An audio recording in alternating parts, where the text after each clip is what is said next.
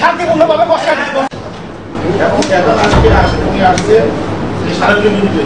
অবশ্যই আপনি সারাদিন নিয়ে যেতে পারে।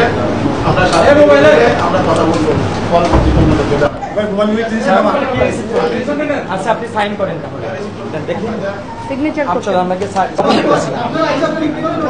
না না আমরা ডাইরেক্টলি স্যার নিয়েছে এটা ভাই শুনেন আপনার মোবাইলে আমাদের মোবাইলে দরকার নেই, আমাদের অনেক সাংবাদিক ভাইরা আছে, অনেক ভাইরা আছে এক্সট্রাকশনের মিডিয়া নিয়ে ফেলেন। হ্যাঁ ঠিক আছে আমরা যাব, মিডিয়া খাতে যাবে। হ্যাঁ মিডিয়া খাতে যাবে, আমরা যাব মিডিয়া খাতে যাবে। আমি একটু বলি শোনেন ভাই, আগের দিন আমাদের এখানে মিটিং এ ডাকছে বুঝছেন, আমাদের কাছে একটা চিঠি ধরা দিয়েছে, চিঠিতে আবার সাইন নিয়েছে। হ্যাঁ পরবর্তীতে বলছে ওই চিঠি মিথ্যা, বুঝো ওটা অতি উৎসাহিত হয়ে কেউ ই করেছে। আজকে এটা প্রমাণ থাকবে কি ওরা আমাদের মিথ্যা কথা বলে, এই জন্য আজকে যা হবে সব প্রমাণ সব। আচ্ছা এইখানে না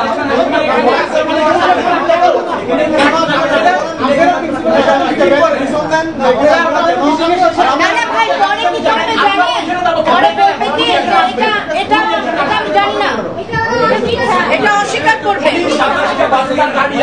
আসলে আমাদের বাসি দেয়, অপমান করে, বাসি দেয় আমাদের পিছনে, বাসি দেয় কেন? আফিয়ার বাবাকে আজকে ঢুকতে গেছে, দারোয়ান যে ছিল উনি কেন তার সাথে ধাক্কা ধাক্কি করলো, তার কি কোনো ব্যাপার নাই? একবারে কথা বলি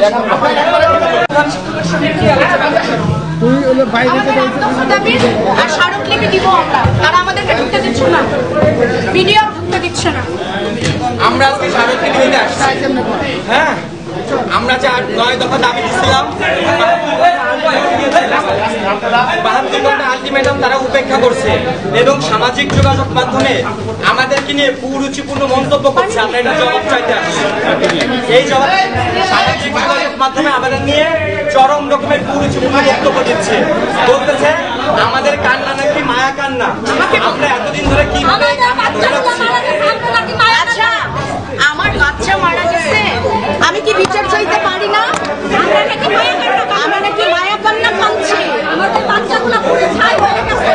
গন্ডায় চিঠির আমাদের হাতে হাতে এই রুমে বসে দিচ্ছে শিক্ষকরা এসে, তো আমরা এটা জবাব চাইতে আসছিলাম। একটু একটা প্রশ্ন ছিল, আপনারা বলতেছেন যে ওই চিঠিটা ওনারা দিছে, হ্যাঁ কিন্তু ওই চিঠিতে ওনাদের প্যাডেও লেখা না, তারপরে সাইনও না, তাহলে এটা ওনারা কি? হ্যাঁ ওনারা এটা বলতেছে, ওনারা জানে, ওনাদের জিজ্ঞেস করেন যে প্যাডে কেন লিখিনি, উন্ডা কেন সাইন দেয়নি, এটা উন্ডা জানে। আমাদের ডাকছে মিটিং করার জন্য, মিটিংয়ে তো বলি না আপনাদেরকে আমরা চিঠি দেবো, এখন উন্ডা যদি কাগজে লিখে নিয়ে এসে উন্ডা যাতে ইচ্ছাও লিখে নিয়ে আসবে, এটা আমাদের দায়িত্ব না যে উন্ডা কিসে লিখে। আজকে আমরা এই বিষয়গুলো জবাব চাওয়ার জন্য আমরা আজকে স্মারকলিপি নিয়ে এসেছিলাম যে 72 ঘন্টা পেরিয়ে যাওয়ার পরেও কেন 2 জন শিক্ষককে এখনো অপসারণ করা হয়নি, একজন শিক্ষক কেন আমাদের বাচ্চাদের বাপের গায়ে হাত তুললো, কেন তাকে অপসারণ করা হবে না, জবাব চাই। কেন কোচিং ব্যবসার মূল হোতা তাকে কেন অপসারণ করা হবে না, এইটা জবাব চাই। হাদিজ আমিস স্কুল শাখার হেডমিস্ট্রেস হাদিজ আমিস, আমার বাচ্চারা কেন মারা গেছে জানেন ভাই? এই কোচিং আমরা আমাদের সব গার্ডিয়ান দেখেছি যে আমরা কেউ কোচিং এ দেব না, আমরা জোর করে নিয়ে বিভিন্ন রকমের প্রশ্ন করে, আপা কোচিং এ দেন না কেন, আপনার হাজবেন্ড কি করে, আপা আপনার বাচ্চা পিছিয়ে যাচ্ছে কোচিং এ দিচ্ছেন না কেন, আপনার বাচ্চা দুর্বল কোচিং এ দেন না কেন, কোচিং এ দিলে ভালো করবে। এবং কোচিং এ দেওয়ার জন্য আর একটা মিথ্যাচার করছে, আমরা ওইটারও জবাব চাই। কোচিং এ বলছে যে আমরা নাকি অ্যাপ্লিকেশন দিয়ে কোচিং করাই, আপনাদের মিডিয়াতে বলছে যে আমরা নাকি দরখাস্ত দেই, দরখাস্ত ওনাদের কাছে আছে, হ্যাঁ দরখাস্ত আছে, এটা সত্যি কথা, কিন্তু ওই দরখাস্তটা ওনারা লিখে বাচ্চাদের দিয়ে গার্ডিয়ানদের কাছে পাঠায়, গার্ডিয়ানদের কাছে বলে যে প্যারেন্টসের সাইন নিয়ে এসো, উন্ডা লিখে আমাদের কাছে পাঠায়।